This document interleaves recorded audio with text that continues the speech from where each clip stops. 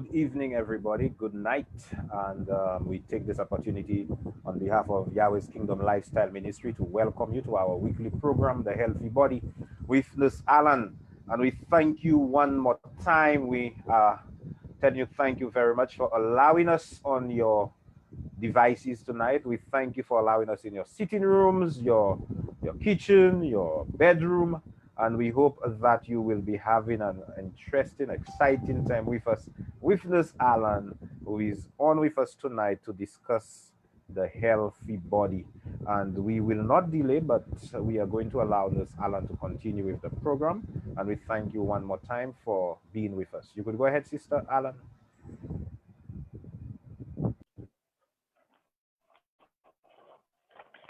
Shalom, everyone. Again, welcome to tonight's presentation. I'm honored and proud to be part of this platform, sharing my little knowledge and the treasure that Yah have given me. And so I'm sharing with you all. And thank you for the support of the brethren that is on the platform tonight, and the supports of those who are streaming in Facebook. Welcoming you all onto this presentation. Please bear with us at a certain time with the internet issues or sounds. Yah will provide. Let us start. So again, last time, I'd like to give a recap of what's been discussed. I'd like to share my screen.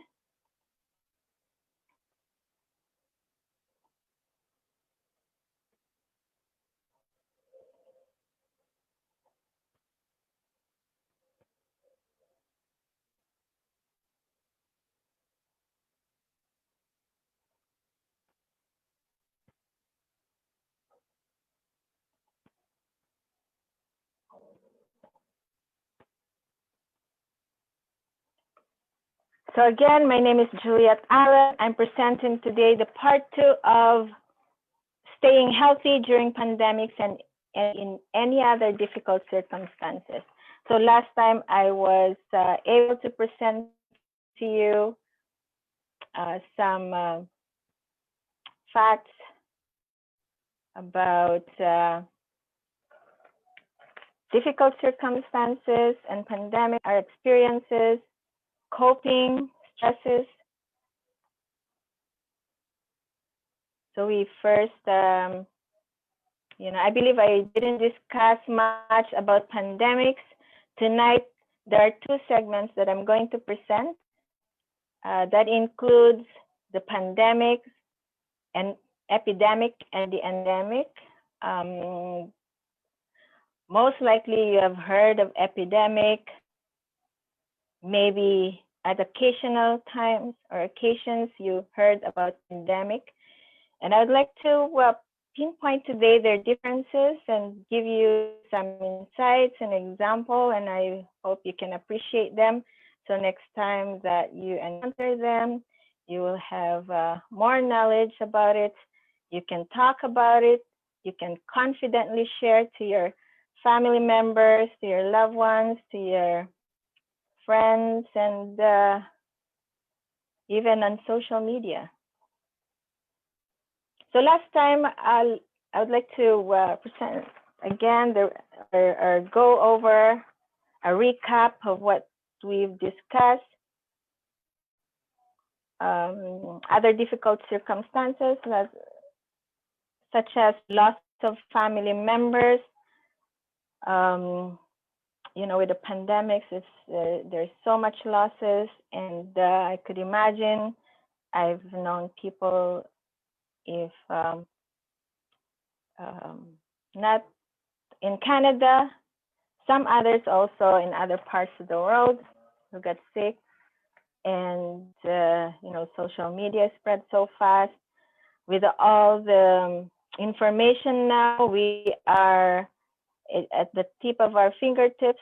We could access the data, the information that we need. I believe we are more of well informed now than before. Imagine years, centuries ago, there also plagues and pandemics that happened, and we could imagine the unsurmountable stresses that people experience. It's also we touch also loss of jobs and difficulty finding jobs for the sole earners, the breadwinners in the family to be able to provide at this time.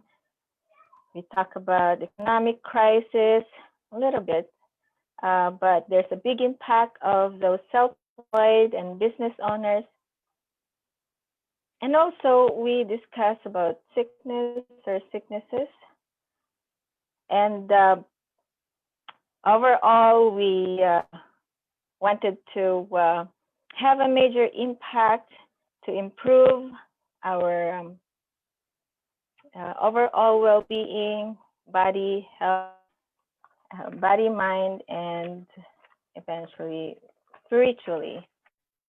If we have healthy body, healthy mind, we can think better, we can expound our opportunities, we can increase our knowledge, our abilities to help ourselves and others, those people around us at work, and even in people distant through social media.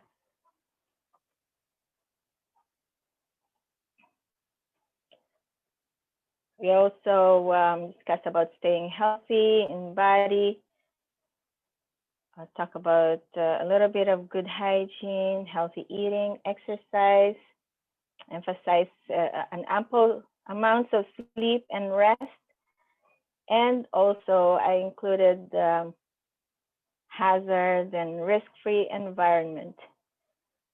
We also touch about mind, how we feed our minds, what do we feed our minds, controlling our time in social media with healthy or very well-informed minds we have. We can share, we can express ourselves positively to others. Where at this time we expect a lot of negativities, negative energies, negative connotations, negative perceptions, and it's stressful moments. So it's a stressful time. So we could really understand how one going through. We talk about a little bit of spirituality, and shared some scriptures, motivating ways how to cope with stresses. We talk about factors affecting our coping, our level of understanding, our level of perceiving the matter, the situation. Some adapt better, have higher level of tolerance to stress and pain than others. Some have a strong level of faith. This helps at this time. And where are our sources of support, and who are our most immediate sources of support? If we are given ample amounts of support, then our stress level could be very low. And to perceive, to understand all this, we could help again remind ourselves of this stressful situation. It reminds our family and friends at this time when we encounter such hardships or challenging situations.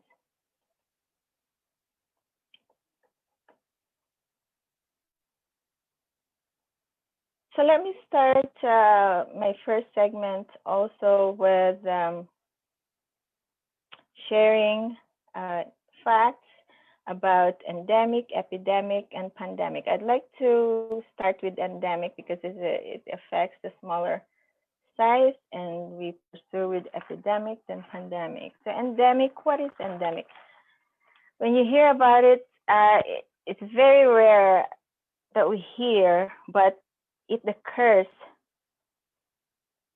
can be close by us, could be certain area, certain community, and then it fades away. The disease goes, the prevalence goes, and so we forget about it. We take it lightly because it's just, I mean, it depends, but most of the time it's taken lightly because it just involves a little group of people. So endemic means the occurrence of a disease or condition regularly found among particular people, or in a certain area. So endemic is a certain amount of people, let's say in a little island, tiny island down the Caribbean, or we have, like in the Philippines, we have like 7,000 islands, and from very smallest to the biggest, and you could imagine there's maybe 1 or 2 or 3 endemics going on in different islands that we don't even know or heard of.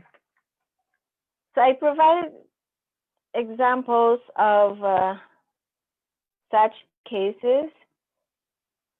One of the examples I choose is rickets. Rickets are so-called vitamin D deficiency. According to National Institute of Health, there's a study that the prevalence of this disease occurs mostly in some areas in Africa. So the reason for it is that a darkly pigmented skin absorbs less sunlight.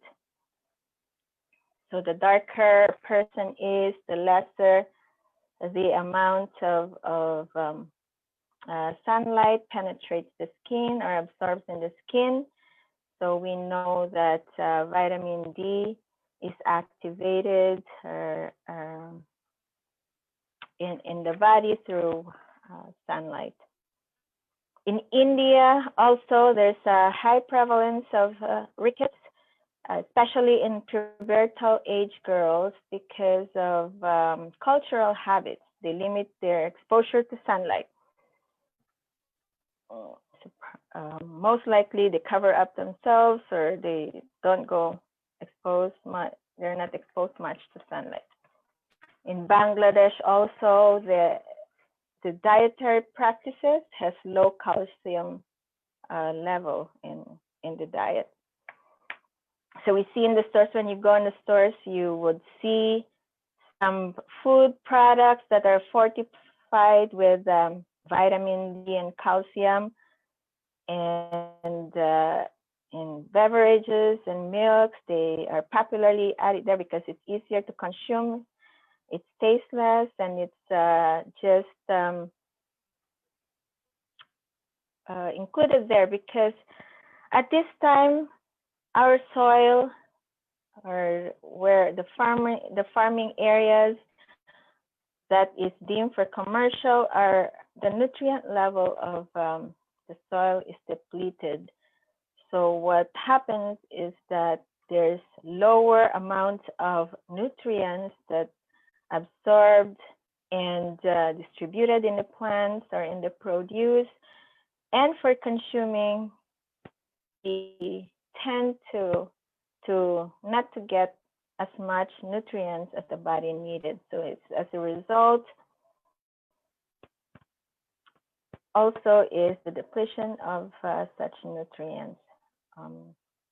So in warmer climates, we tend to be more exposed to sunlight. In Canada and other wintry places, during winter months, cold months, we are not exposed to sunlight for months, so we tend to supplement and take supplements over the counter, and that keeps us going during the cold months and winter months through the spring. Lacking from these results to muscle weaknesses, brittle bones, body aches, fatigue, and then what happens? Depression or low mood. Some don't want to eat. Some resort to eating. Other examples that I included are gastroenteritis, that is, symptoms of diarrhea, abdominal cramps, then eventually loss of appetite, lose weight, or also dehydration. So these are results from water contamination from sewage or certain food produced from specific source contaminated with E. coli. This is a certain bacteria that is obtained from the contaminated soil, feces of animals. So we have to know where is the source of our food coming from. And that's really, we have to be motivated to eat clean, eat healthy, but we also know where our food is coming from. Chagas disease in Mexico and South America. This is infestation of parasites affecting actually 7.6 million people. And you could imagine that how that impacts someone's or child, with a big belly, and then he's not growing well. He seems to be malnourished, but his stomach is distended. Something's wrong, could be parasite infestation. Chicken pox in schools. This is part of one of the communicable diseases in childhood. It also appears later in late adults and elderly as shingles. These are contagious diseases as a result of viral infection. Some of you probably got it already, and you actually develop immunity from such. Next thing I want to talk about is epidemic. This is very popular because it's affecting a bigger amount of people and longer amount of time, and it spreads fast. So this is a widespread occurrence of a communicable disease in a community at a particular time. So it's seasonal. It lasts longer than the endemic, and it goes away. This is when you see there's an occurrence of at least 15 cases, there's already epidemic going on. 15 people get sick out of 100,000 population in 2 consecutive weeks, and it's spreading. There is epidemic. And the Ministry of Health of certain country is being alerted with the 15 cases, and there's some steps to be followed and implemented to stop the spread. I also listed some examples: the seasonal flu, influenza virus. Again, in North America, there's few months. We experience few months of cold and winter months.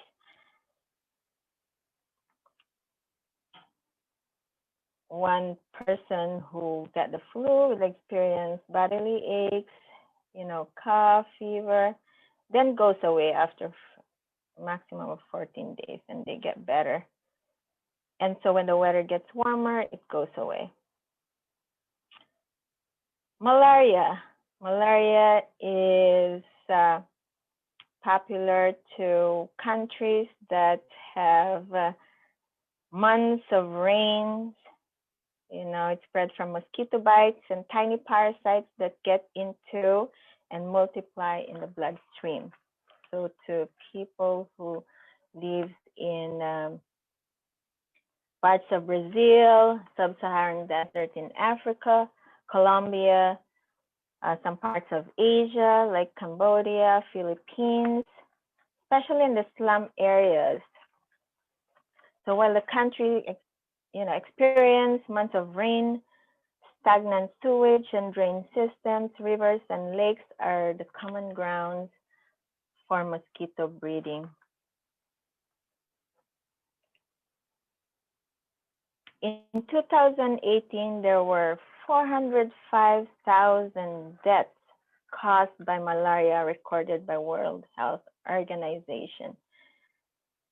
So we don't hear the extent of it, and now that we are going through pandemic, we tend to take these diseases pass in our ear and goes out in the other because we don't hear as much cases. When I'm in North America or in part of Europe or upper countries that have colder climates, it's not popular. Malaria is not popular. It's more popular in the warmer, dense area where mosquito thrives. So another example of epidemic is Ebola virus. It's a rare but deadly virus that causes severe and often fatal bleeding fever, hemorrhagic fever. Such person will bleed inside and out, resulting from immune and organ failure. Resulting to immune and organ failure. You probably didn't hear about it, but in 2001 and 2003, there was an epidemic of such disease. And most recently, in late 2013 to 2016, there was a prevalence, widespread of the disease by infected bats. In December 2013, the first case was reported, and an 18-month-old child.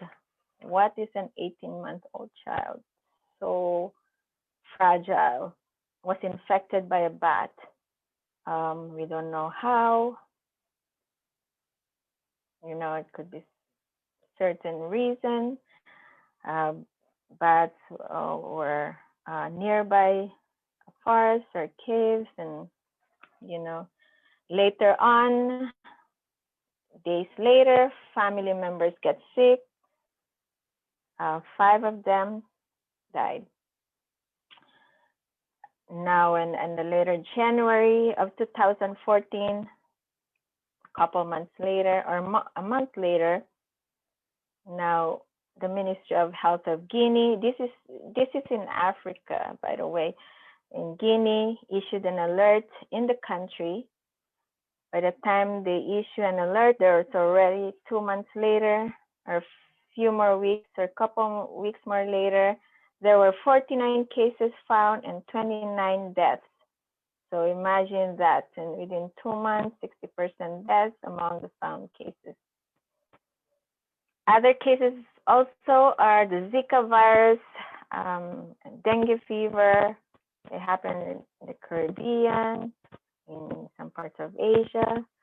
I heard about it in Florida, USA, and parts of South America. So during this time, the rainy season, again, these are spread by mosquitoes, and there will be steps that will be taken to eradicate these mosquitoes that spread the diseases. So I just want you guys to appreciate epidemic, and if you hear about it, most likely it will affect a certain group of the population in your country and your region, and it becomes an epidemic. And to alert everyone, to be safe, limit traveling, gather data of such case. There's online, there's Google. We are blessed to have all this accessible online, the digital, the media. It's a digital age. So one of the benefits is that having access to all information, and some is still, or maybe a few still not accessing the media, and if it's in your spirit or if in your conscience to notify or share information, you increase, you develop your relationship, you are able to motivate, you're able to help each other prevent the spread of the disease. And that way we could improve one's life and also improve our life, because we'll be helping each other. Now let's go to pandemic. So the pandemic is a prevalence of a disease in the whole country or multiple continents or worldwide. So in the past, almost looks like once every 20 to 40 years, there's an occurrence of pandemics. The world experiences certain plague, and in one's lifetime, maybe experience 1 to 3 times of plagues. Example of plagues: centuries ago, there's a plague for smallpox and tuberculosis. Now with the development in technology and awareness, smallpox was eradicated, but tuberculosis slowed down. However, it's still an ongoing problem. Once somebody have or acquired tuberculosis, there's a trace or the scar of the TB in them. TB for short for tuberculosis. Another plague that happened in the past was the bubonic plague, or the so-called Black Death. Millions of population really was affected on this plague. Spread by infected rodents in the 14th century. It affected 75 to 200 million people from Europe. So imagine the time they used to gather in plaza to spread or to update people, and people gathering in huge plazas, and they don't even know they're already spreading the disease. So people really get sicker and sicker, and there's more people affected, because it's the only way to update people, to hold meetings in public place and gather in huge number of people, and who was well informed about social distancing, about wearing masks, so that's why there's more affectation, there's more deaths uh, on those days because of how the data, how the people were informed about the disease that's going on. And then the worst plague in history ever was the Spanish flu, that was started in Spain in the 1918 to 1919. It's about 500 million people were infected with 50 million deaths. That started in a little region in Spain, and it spread fast. And it's a certain flu virus, and it's actually the same as the H1N1 that occurred in 2013. The H1N1 virus, if you remember, it's another strain of the influenza virus. That's why sometimes flu vaccine is not effective to some, because there could be a different strain of the virus that is spreading among people. Do you know that there's two main pandemic? There's two diseases that the world is facing right now. It's sad, isn't it? It's alarming. It's not only COVID. Actually, it's I was just shocked to know that there's another disease that's going on right now worldwide.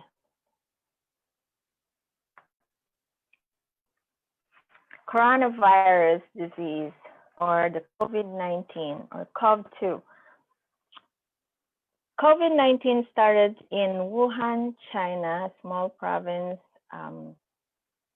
The disease was spread in the supermarket, contaminated meat. It's actually initiated from an infected bat, and infected bats are blood suckers, so they tend to go to animals, and that's how the virus spreads. So the first case was identified in November of 2019, and the first case was reported. And then in January, because of more cases or more people that's getting sicker, and by January of 2020, there's already thousands were affected in the whole province and some parts of China. And then by March, the World Health Organization alerted us to that we are having the pandemic. So, millions of people right now, according to Worldometers, that info, it reached 41.15 million cases with 1.131 million reported deaths. Whether this is true or not, that's still a significant amount of deaths reported in just the span of 10 months. This spread by droplet or respiratory contact by the virus suspended in the air within certain lengths of time, about 30 to 45 minutes. So the virus suspended in the air about half an hour. Give it to 45 minutes, give and take. Then slowly drifting down, settling in surfaces for hours, up to 12 hours. So depends also on the type of surface. If it's wood, I believe it's longer, steel. So we constantly cleaning surfaces. You would go to facilities, they will ask you to wear a mask. they constantly cleaning surfaces. They would require you to sanitize your hands before you go in and keep your masks all the time. So as a healthcare worker, I, upon entering the door, you are scanned. If you're having fever, or you are obliged to give information about yourself. If you have exposure in the last 14 days, or somebody you know has been sick and you were exposed, or you're experiencing one of the symptoms that is identified as preliminary symptoms of the disease. And, with the information that's going on right now, every time you open your phone, you already have updates or alerts about the COVID virus. The other pandemic that we're experiencing right now is the HIV or AIDS virus, human immunodeficiency virus, or acquired immunodeficiency virus. So the said virus came from chimpanzee in Central Africa in the 1800s. That's when the first case was detected and identified. This certain animal was hunted for meat and was passed down to human via blood or infected blood. And the virus spread through blood contamination by infected needles, bodily fluids from men and women alike. This also spread through unprotected sex, mostly from multiple sexual partners. And so the virus then attacks the white blood cells, the component, a very important component of the blood. This is a defense of the body. These are our alerts when an infection going on in the body. It rises in cell counts when the body tries to fight the infection. So when we do blood tests, and there's an elevated amount of the WBC, which is the white blood cells. Sad as it is, one experiences 2 to 4 weeks of flu-like symptoms, and that is the acute phase. So for the first 4 weeks, you have flu-like symptoms, body aches, you're not feeling yourself. You may be achy all over. And then in the chronic phase, over time, there's a decline in the count, and then now the immune system is compromised because the immune defense of the body is already weakened. It said that the body weakens its defense, and then the body weakens. So at this time, there's no actual effective cure. So there's no treatment that is geared towards curing the disease or eradicating the disease. But when it's detected, current treatments, antibiotic, group or course of antibiotics slows down the disease, slows down the progression of the disease, adding extra years in the person's or in a big victim's life. Why do I have to share all this? Because this is very timely.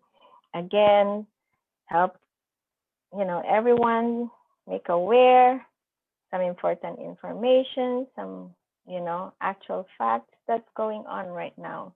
And as it says, we have to keep our body unspotted and clean and healthy, strong. So just be made aware, take advantage of information online. There's so much interesting, yet very important to our knowledge of being aware of all these things. So maybe down the road, most likely, if we have a more opportunities to present. We can discuss more specific stuff. You can raise questions. You can send questions, email us with regards to a certain topic you want to be discussed, and we can help you, and we can share some information, added information. Well, a well-informed individual is a healthy individual, because you're expected, when you hear it, you apply it.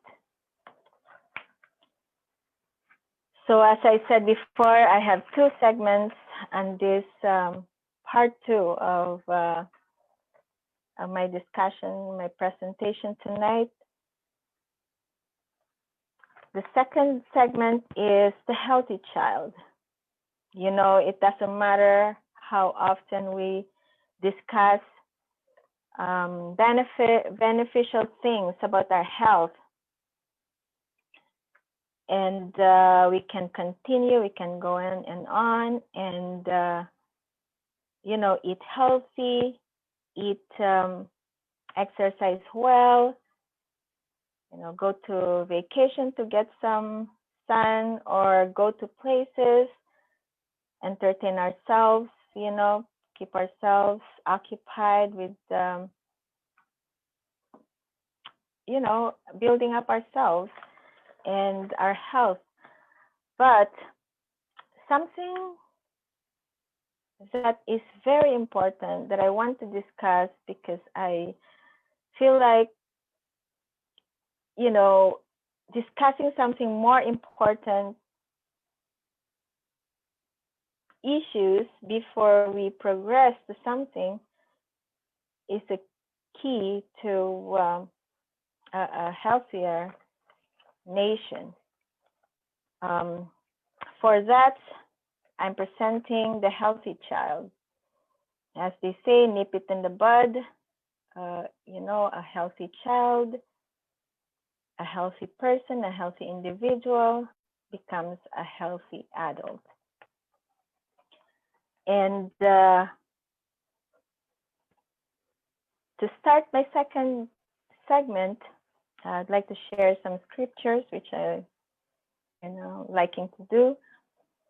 In Genesis 6, verse 3 says, "And Elohim said, My spirit shall not always strive with man, for that he also eats flesh, yet his days shall be 120 years." So imagine that we are capable of thriving up to 120 years. Would you like it? For sure, you would say yes. But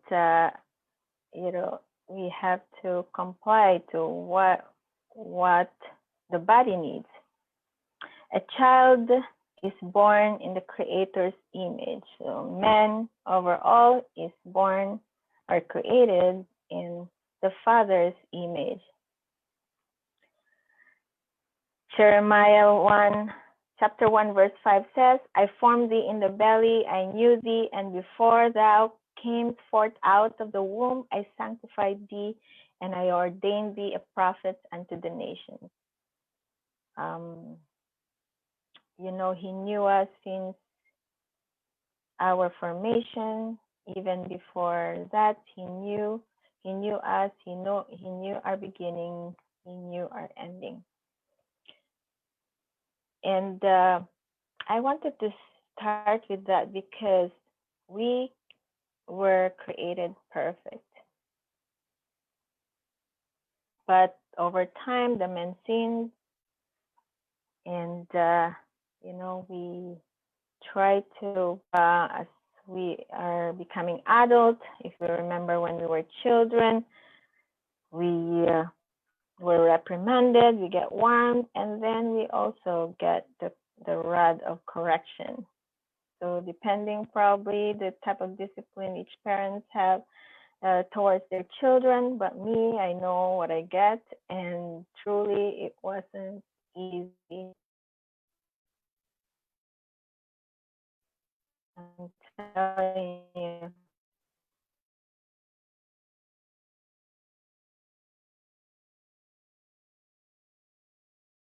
time, as I mentioned, part one and the last segment,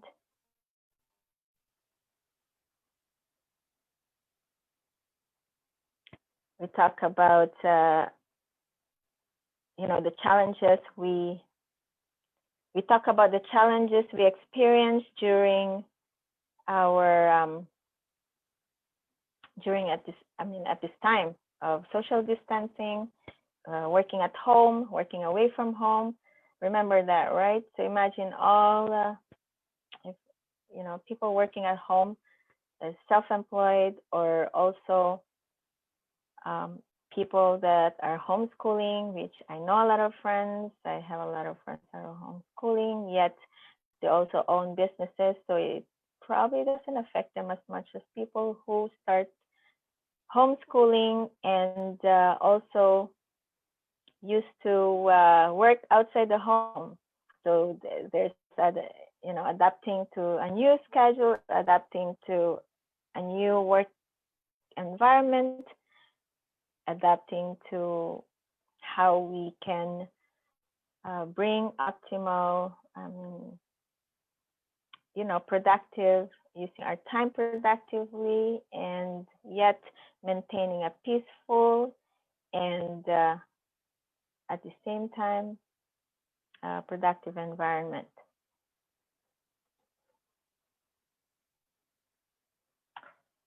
So to discuss about the healthy child, I'm just going to make my visual area more visible here.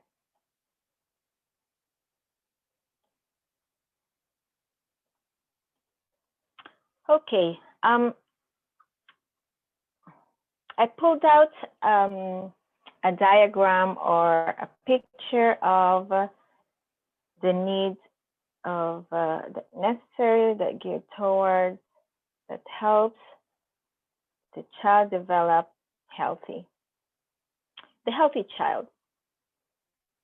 According to PhDinparenting.com, there are 5 areas, or there are 5 hierarchy of needs. If you research on the child's needs, you will hear about different determinants to child's extent of needs or immediate needs, different domains or areas geared towards a healthy child, or the optimal health of a child. So I'd like to start on the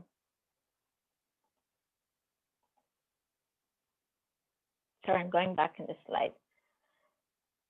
So I start on the base of the pyramid is the physiological needs geared towards.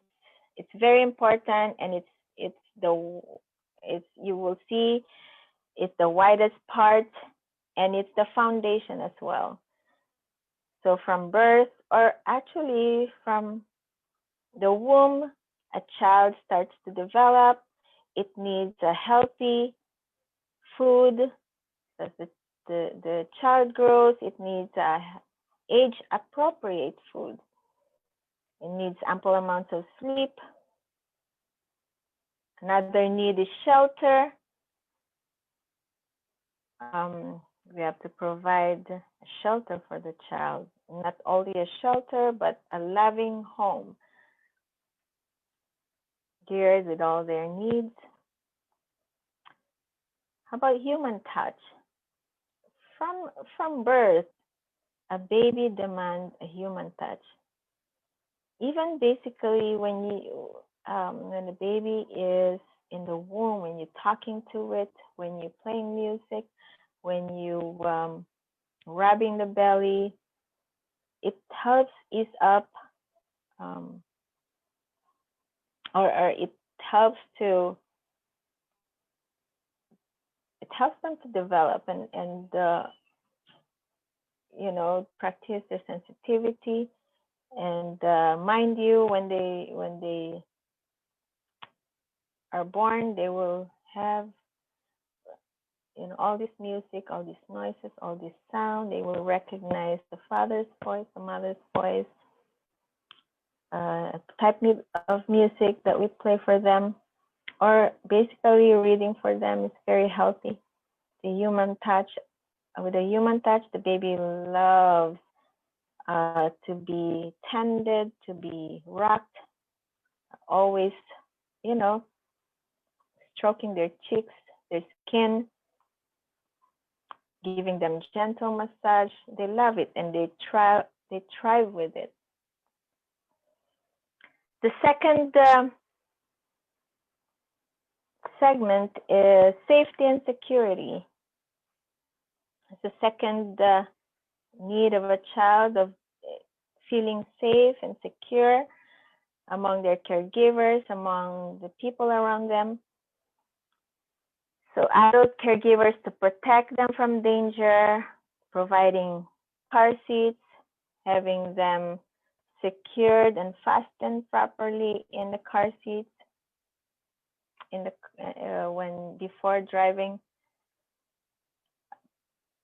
Baby proofing or child proofing your home, putting away all impediments or hazards in the home when they're growing.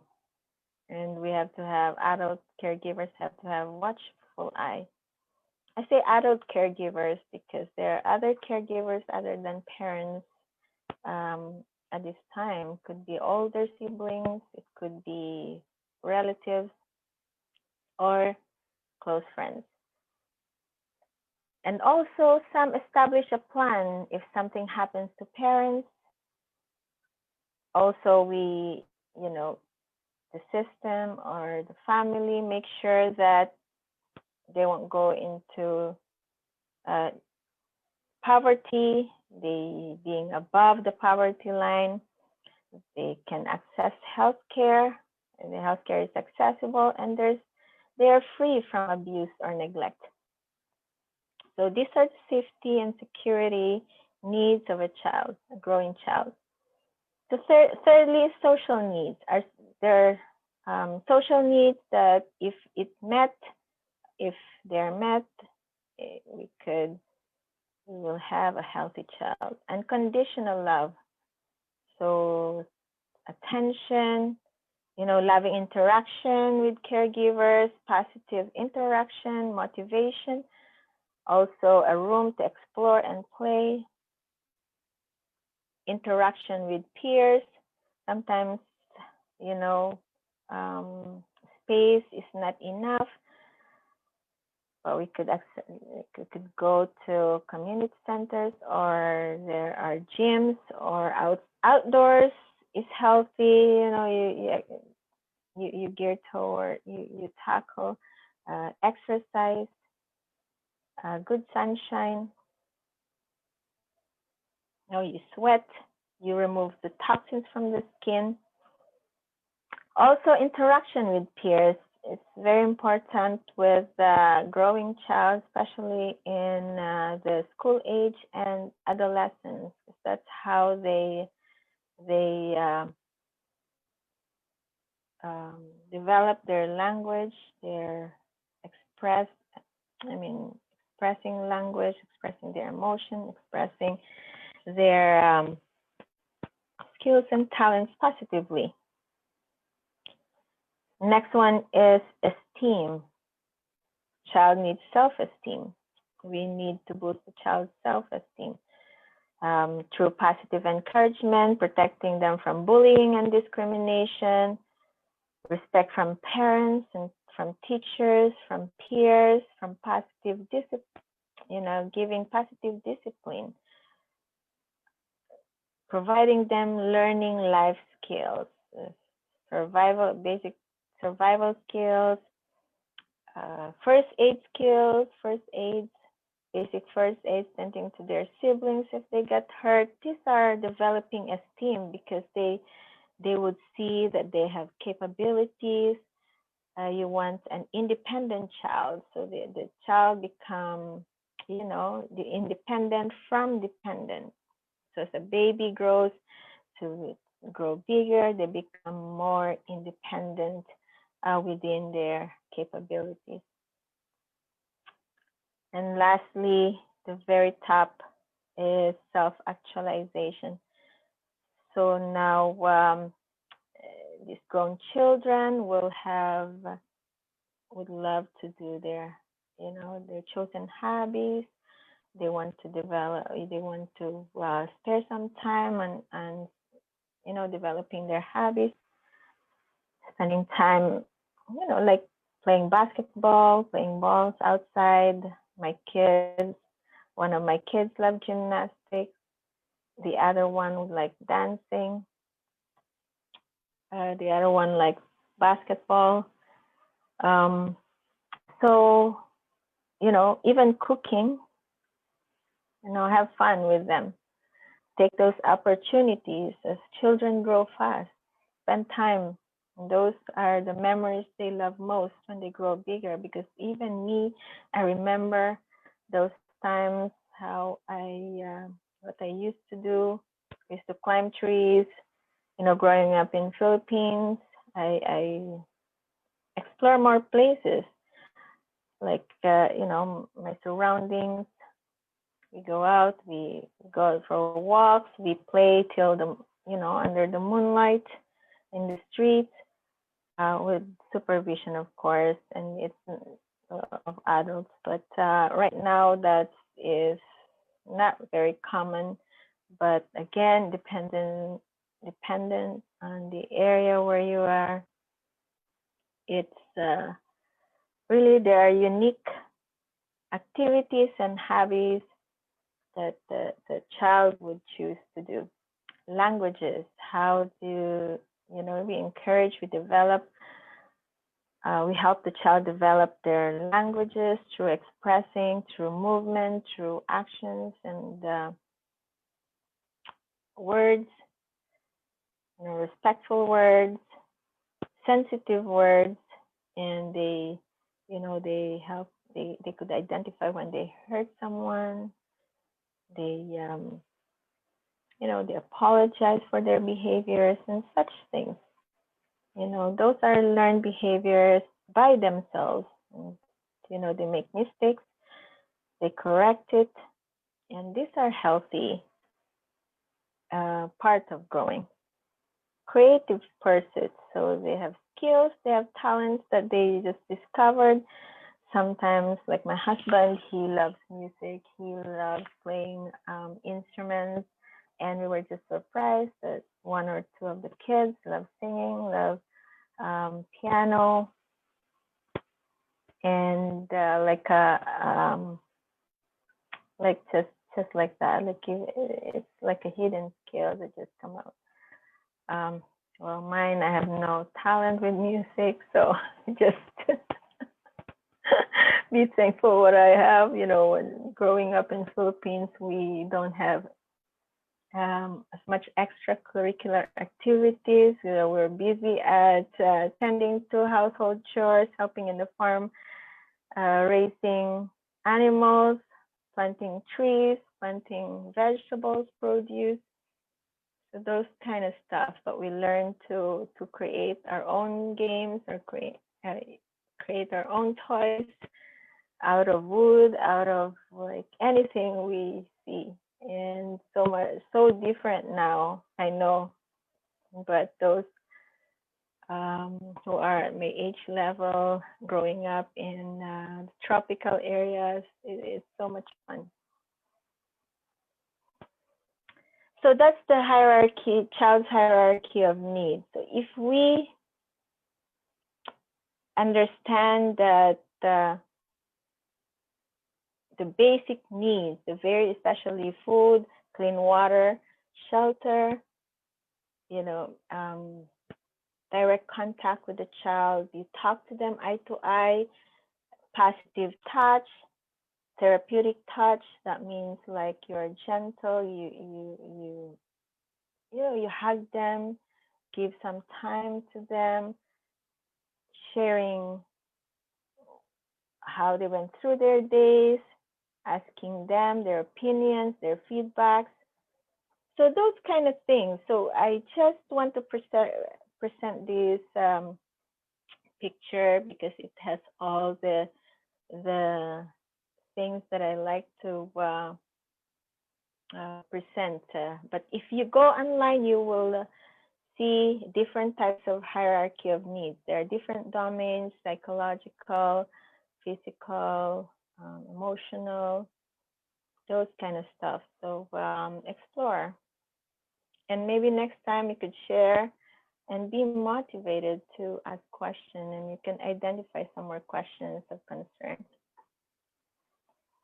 Our role as parents and caregivers are to raise children happy and healthy and to grow and develop well. So we need to understand that each family of a child is unique and different from another. And like Canada, we it promotes multiculturalism. It's very diverse.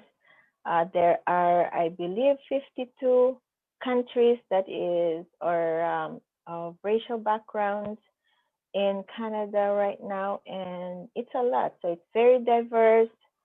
And imagine the amount of languages that spoken, and the children are more exposed to different traditions, different backgrounds of these 52 countries that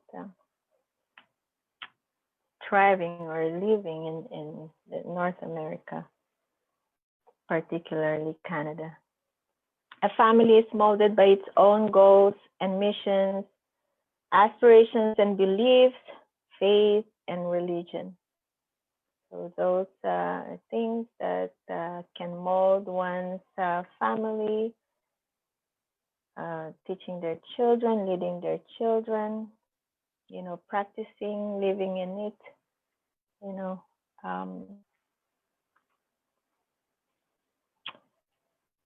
World Health Organization says that there are three critical elements of healthy child development.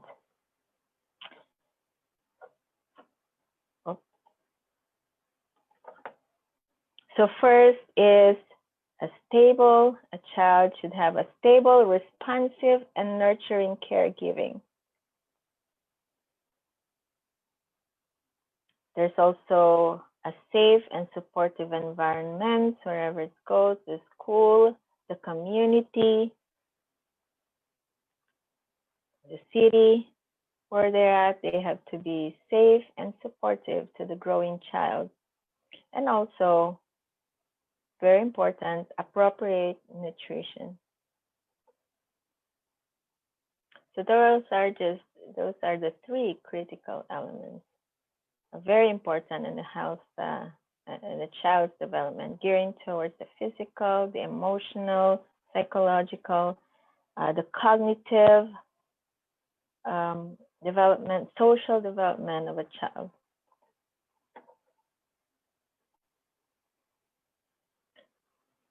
So I just want to present these different facts or different information because there's so much research, there's so much studies that are out there, and I picked the World Health Organization, the National Institute of Health, the Center for Disease Control and Prevention, because they have done research, and this is their job. These are their jobs to make sure that the society is healthy by identifying key elements that enhance one's life, especially the child. So there are 4 stages of a child development, from birth to 5 years, and then they progress to preschoolers, then the school-age child, then to the adolescence stage. Sorry. A child up to 16, some countries up to 18 is considered a child. the adolescent stage. Others say, or you know, also the other stage also starts from a developing child in the womb. It's very important because at the start, being growing inside the womb, the development already started, and there's actually a psychological, there's also physical, chemical going on, changes, development in the child. How well a child develops depends on the genetics. So the genetic makeup of both parents. Some come out curly hair, blue-eyed, tall, short, medium built, stocky. So different sizes, shapes, different, characteristics according to both parents. Also, a well-developed child depends on a proper nutrition starting from pregnancy, as I said. It also depends on the exposure to toxins and infections. We all know that we cannot prevent toxins and infections. It's ongoing because the environment is full of toxins. The food we ingest, the water we drink, the physical environment we come in contact with have different types of virulent or infectious diseases that alters the development of a child. Also, the child's experience with other people and the world. I included child's experience because one child's experience may be different from another that cause a big impact on one's child emotionally, physically, cognitively.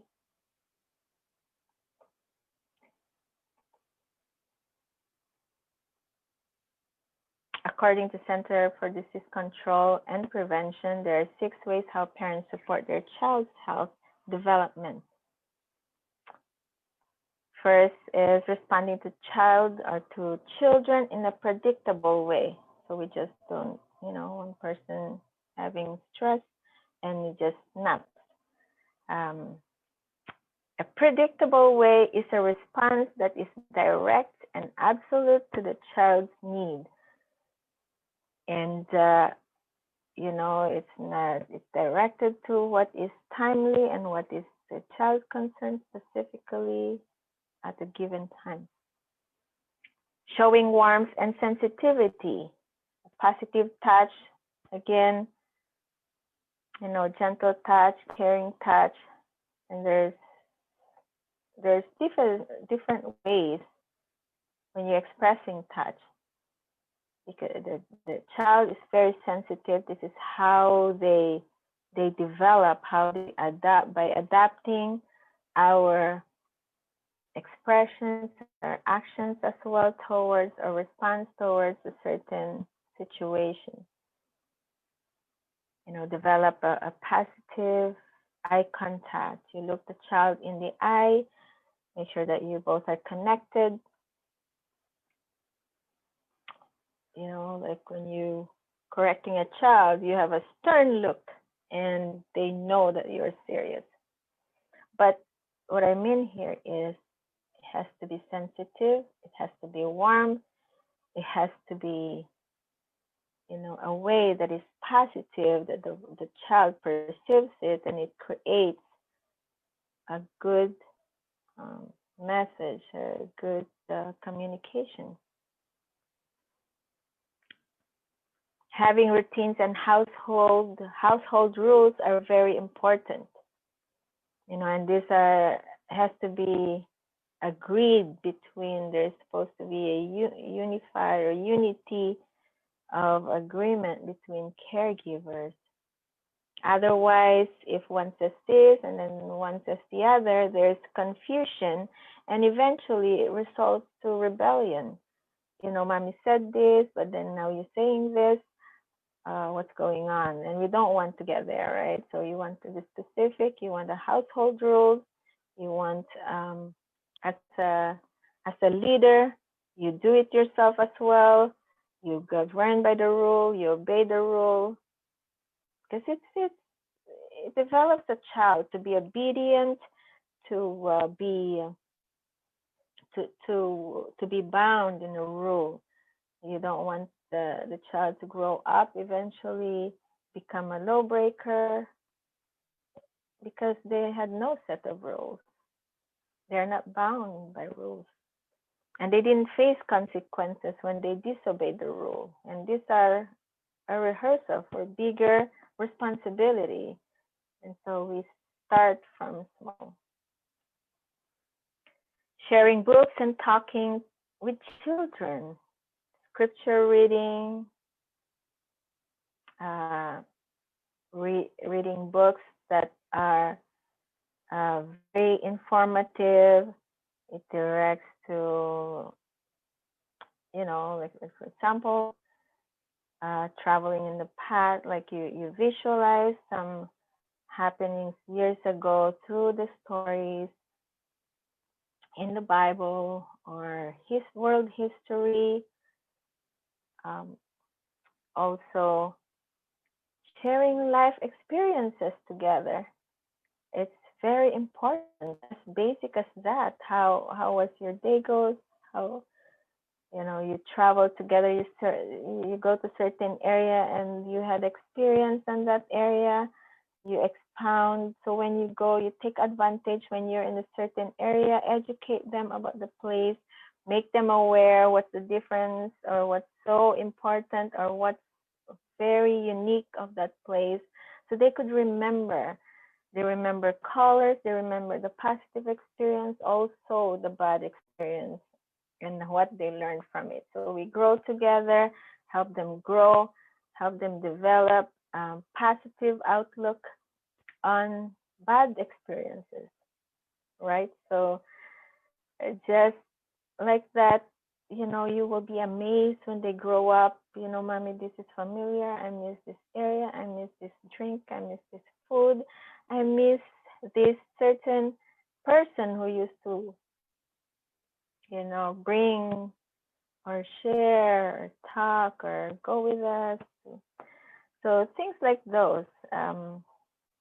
You could probably have other experiences that you can share later on, and we would love to hear about those experiences. Supporting health and safety. So we all have to make them aware about health and safety. We are very well experienced or more experienced than them. So we gone through life, we gone through different experiences, and if they have specific issues, you discuss with them the positive and the consequences of their choices, because you've been there, you've done that. Don't just say, I've been there, I've done that, but to explore, to help them experience it, but at the same time, provide the consequences so they know what they're going up to, or what they're up to lessen the effect or the trauma of the stress that they go through when it comes to facing the challenges of their choices or the negative effect of their choices. Last one, using appropriate discipline without harshness. So every family, every parent, every caregiver have its own way of endorsing or providing discipline to a child, that it will stick to them, that it will provide or allow change and positively, and actually some ways that really are effective to some and not effective to some. It's really parents who use um, disciplining is, it's very unique to each. Probably you can share in the future how do you discipline your child that is effective to you, or as a child,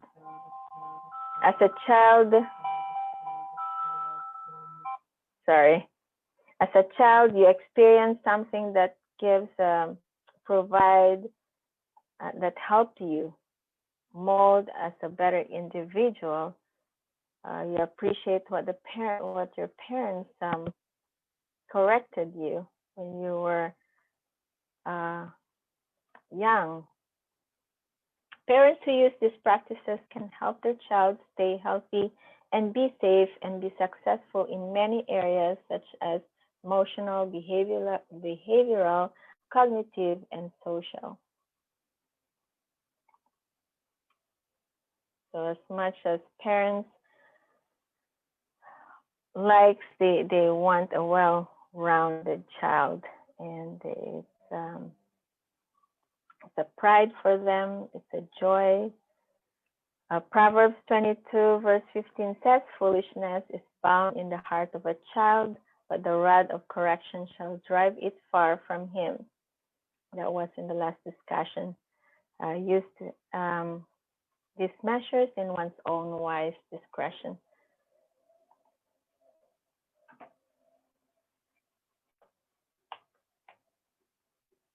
So again, there are risk factors in each child's development that are very key or very important to understand, that affect a growing child. So from a child in the womb, there are risk factors that development or impedes the growth of a growing fetus. Firstly is chemical type of, if we're on medication, if we're on certain therapy, medication therapy, these are chemicals, drugs,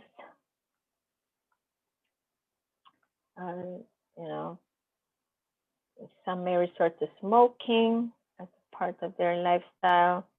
These are impediment to growth of a growing fetus or growing child inside the womb. For some unknown reasons, there's also congenital anomalies that cannot be prevented or happen to an unborn child. There are diseases that was incurred by the pregnant woman while being pregnant, and that cause malformation and deformities in a developing fetus. Also malnutrition, if a mother suffering from sicknesses, a severe sickness like vomiting. There are other sicknesses that can cause a fetus to be malnourished, and these are extreme cases actually. If not paid attention to, or depends if the mother is accessing health or health providers. So there are also risk factors on a growing child. This is after birth. Again, malnutrition. There are diseases that cause malformation and delayed development. As I mentioned before, vitamin D deficiency causes bones to be prone to fracture, and see like bent or like bent legs or bow legs. Sometimes it was due to low calcium and low vitamin D during the formation age or growing age. Hazardous accidents, chemical and mechanical alike. These are, unpreventable sometimes. They could have ingested tons of medication or lying around in the house. They think it's candy. They think it's something that is delicious, or they're interested in getting to know. They're curious to see how it tastes.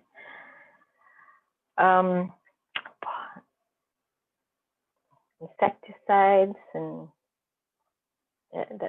that is in the house or in the vicinity of the house, or other stuff. It could be also tools alike can cause hazards, and can cause trauma, physical trauma to the child. That will impede the child's development.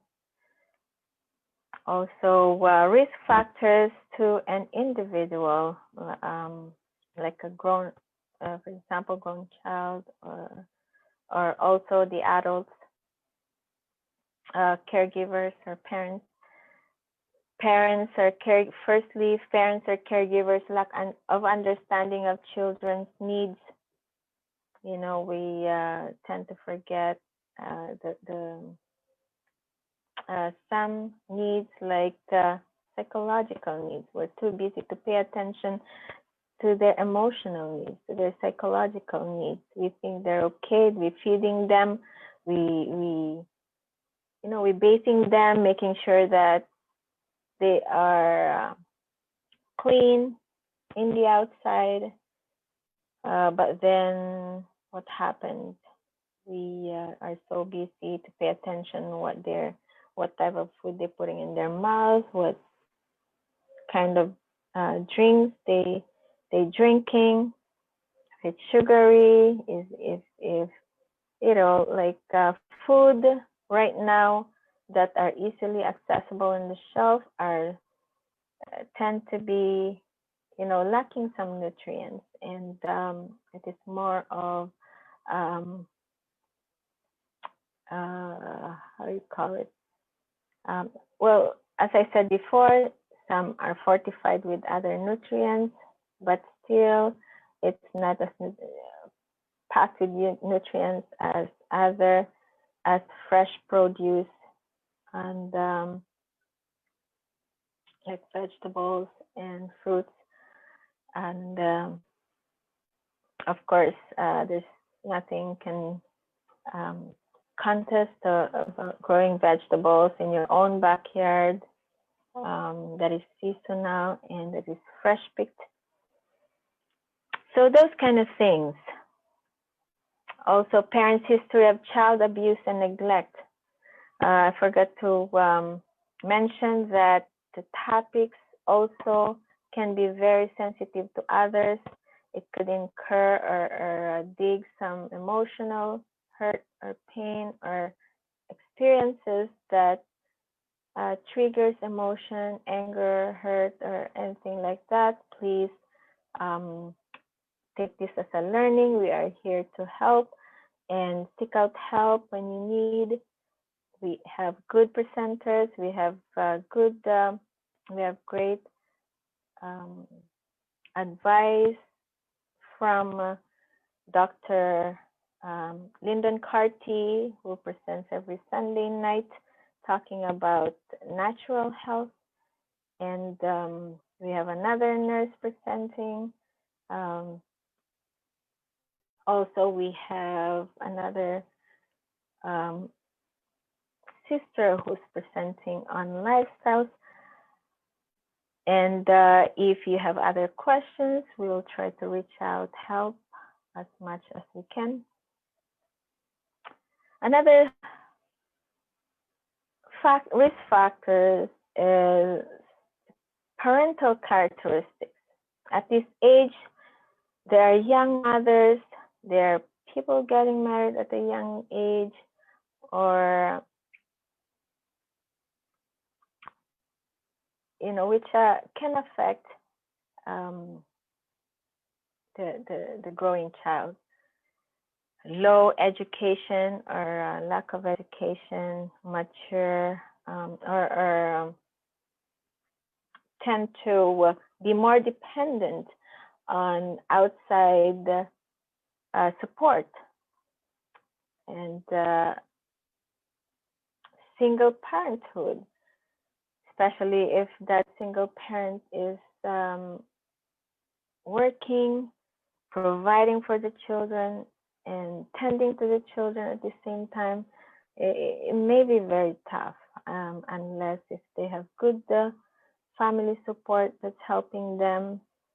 And these are realities in life, and especially in North America and Europe, accessing childcare is a must sometimes, because as we tend to work, we need some help from paid caregivers, or if we don't have families that surround us, it is hard. We have to work, yet we have to have somebody who looks after our children if they're out of school, or also daycares if they're underage.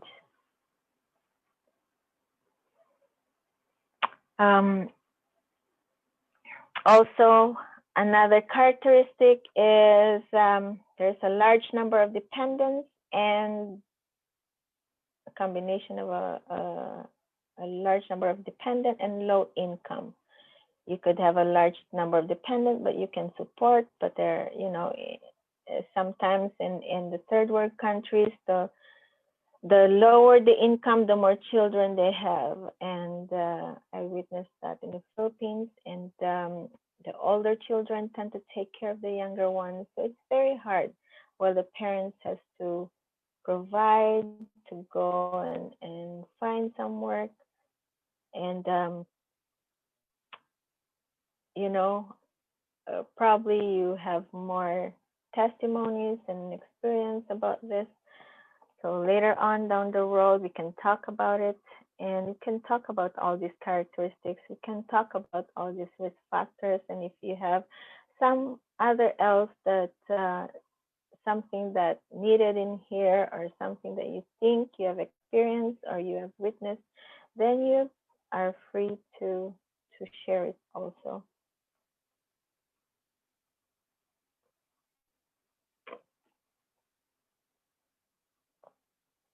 I should speed up a little bit.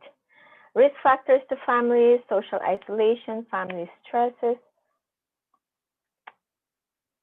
Social isolation, maybe to some families, they're equipped of thing, but there are others who don't want to access healthcare, who don't believe that they are needing help.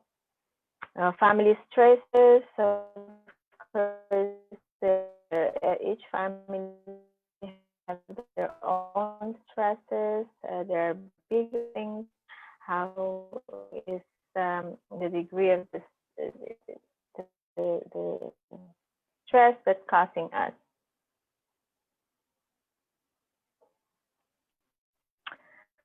Parenting stresses. There are poor parent-child relation when the parents are separated. It's there's impact on a child's life. There's a negative interaction as well that's going on, and it's a stress. It cannot communicate properly. Those are some stresses that the child could and the whole family experience. Remember, before I talked about the society, the region, the country where you're at, and then the community. So in the community, there are risk factors also. There's high rate of violence. Certain areas have a high degree of violence. that the child is the child witnesses, and it creates a big impact on its life, on his life or her life. Also, concentrated neighborhood disadvantages. The more cramped up the neighborhood is, the lesser the space that the child explores or live comfortably. High poverty rate. We'll discuss this in the next slide. There's high density of alcohol outlets. So the more there are alcohol stores, the more it is accessible for people. And then these kids probably will think that it's part of the lifestyle. Then the more they will engage later on to alcoholism. Last one is poor social connection. Social, as I said, social development, social, like some developing a relationship to peers as a growing child, as at the beginning of the preschooler to school age to adolescence, they must develop a positive social interaction and positive experience. UNICEF says they agree that poverty plays a key role in the general welfare of a developing child. This is a reality in the third world countries, especially. UNICEF stands for United Nations International Children's Emergency Fund. It was established in 1946, December of 1946. It is to meet the emergency needs of children in the post-war Europe and China. Their main areas of focus are health, nutrition, education, and general welfare of a child. So according to UNICEF, 1:3 children are multidimensionally poor. That means they lack the basic necessities in life. That is approximately in 385 million children in a 663 million population of children. So that's half, actually, or 60% of the children population lives in extreme poverty. If you like the picture, give it a thumbs up. A study called ACEs study, it's the ACEs study, Adverse Childhood Experiences, was conducted between 1995 and 1997. This was far back, but this actually is a big study that is conducted among 17,000 plus residents of the U.S. These are conducted among individuals from early adult to elderly. The ACEs are the potentially traumatic events that happen in childhood and adolescence, and these are preventable actually. And if there is an occurrence, the life of a child can be enhanced. If there's an occurrence and identified, the life of a child can be enhanced and grow successful in many domains in his or her life. The major events or ACEs in a child's life, child's development. A stands actually for adverse childhood experiences. These are the major traumatic events in a child or adolescent life.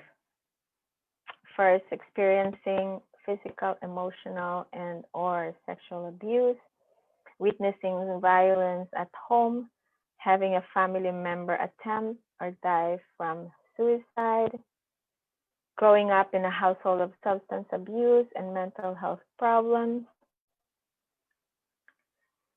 and also due to parental separation, divorce, or incarceration. So these are traumatic to one's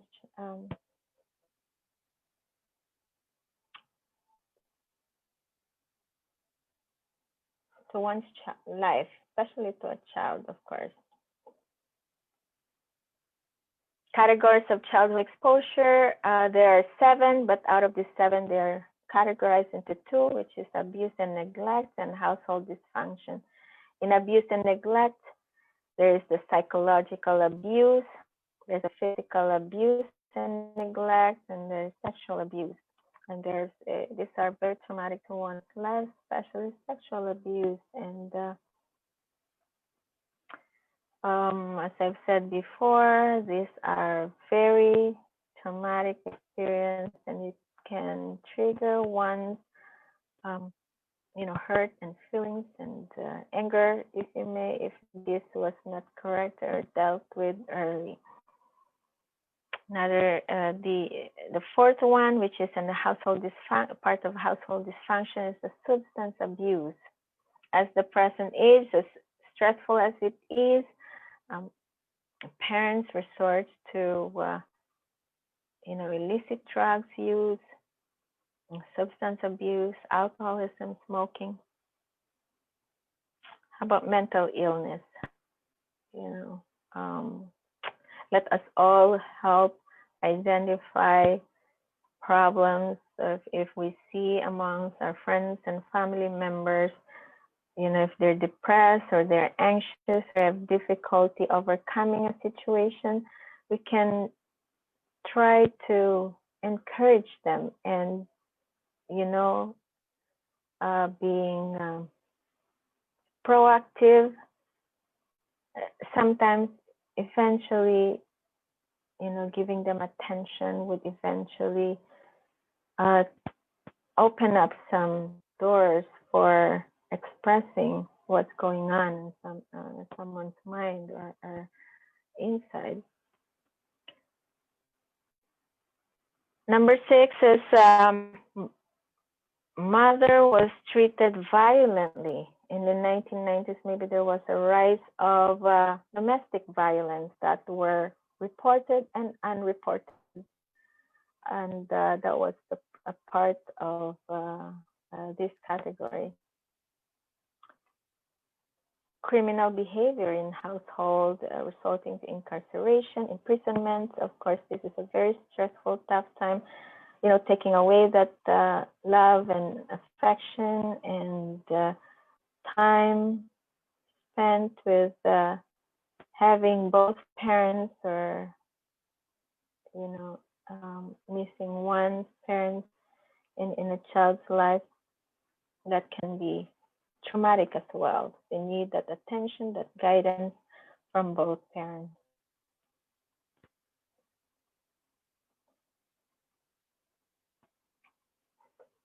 So these are the impacts were put in this picture diagram and simplified the effects, the long-lasting impact of the early adversity or the adversities or the traumatic events in the life of a child. So at a later life, when these things are not corrected, or at least, some areas were not detected, as they say, nip in the bud, there could be traumatic brain injury, fractures, and burns later on, because we said that we have to help them identify some safety measures. Also, next one is mental health. Toward mental health can lead to depression, anxiety, suicide, post-traumatic stress disorders, and such things. And when you're interacting with somebody or somebody going through these issues, we never know what went through in the earlier on in their past life. Next is maternal health, unintended pregnancy, pregnancy complications, or fetal death. So these are traumatic in one's life. As mentioned earlier, also the characteristics, parental characteristics is having been pregnant at a very early age. Another impact is the acquiring infectious disease, STDs, HIV. You know, that's why it's very rampant right now because there's no cure. You know, we have to educate these children, and we are responsible to check to have our growing children, adolescent children, to protect themselves and keep themselves, you know, free from these sicknesses. Also, chronic diseases resulted from early adversities like cancer, diabetes, high blood pressure, kidney diseases, liver diseases, lung diseases, you know, smoking, alcoholism, use of, you know, drug addiction.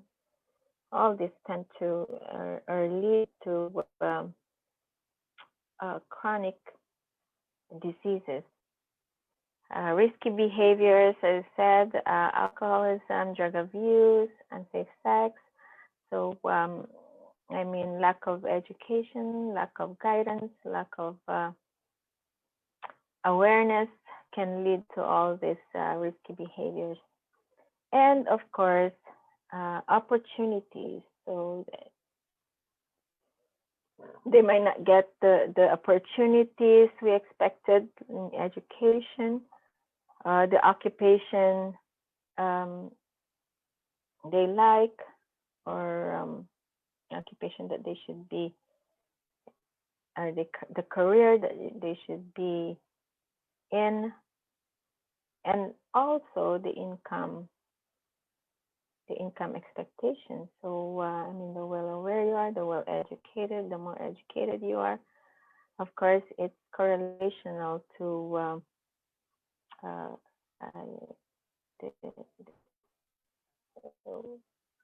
the economic status of the family or individual.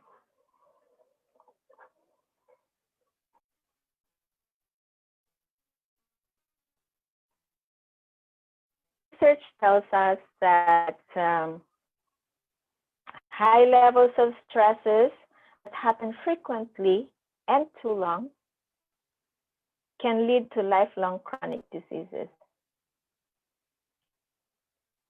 I emphasize the frequent and too long because these high levels of stresses, the body can only thrive to a certain extent. Stress in the womb and in the first months and years of life has lasting consequences in a developing child. Obviously, stressors in early childhood can disrupt neurologic, metabolic, and immunologic systems, leading to poor development outcomes. So the well-nourished child, the immune system is checked. You know, the more the more stable the child is neurologically. Stress in the child affects the general learning competencies and overall successes in life.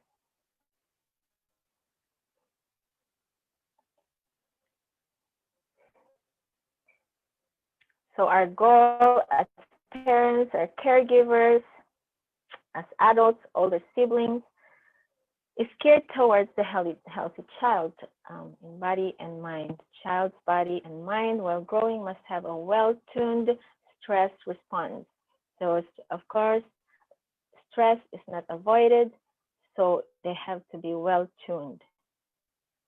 Right? Remember when I said it's too long or it's too often, then that can impede the child's growth or development. A well-developed child is a child that receives nurturing and responsive care. So, of course, it has to be a responsive care, it has to be nurturing, it has to be safe, it has to be adaptive and positive. In spite of one's family's position and status in life, a healthy child is the key to healthy adult life in body, mind, and spirit. So that concludes my presentation. I hope you appreciate this, and maybe down the road we can discuss more specific situation, conditions, specific illnesses, sicknesses. Please ask your questions or suggestions, deliver your comments, and also emailing them to Yahweh Kingdom Lifestyle Ministry at gmail.com if you have any questions and you are adamant to share them online or on the platform. Please feel free to do so in any way you want. Thank you very much. Thank you all for your participation. Shalom. Shalom. You can take over, Brother Bradley. Thank you so much. Thank you very much. Thank you very much, Sister Juliet. And yes, very informative and very good program tonight. And we are asking that the audience on the platform, if you'll have any questions, you're free to. Sorry, I cannot hear you. I don't know if it's my internet or. Can you hear me now? Oh, maybe mine. It says low connection. Yeah.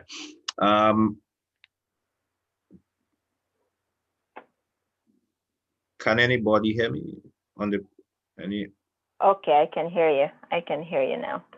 Yes. So we are saying that the people on the platform, the people on Zoom with us, if they have any questions, they could go ahead, use the raise your hand feature, and feel free to ask questions.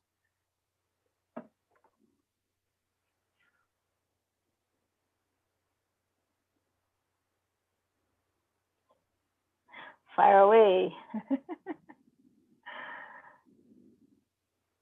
Okay, so we have no questions, and since we have no questions, we would like to take this opportunity to thank everyone who is there with us, everyone who have taken the time out to listen, and we pray that you have a blessed end of the week.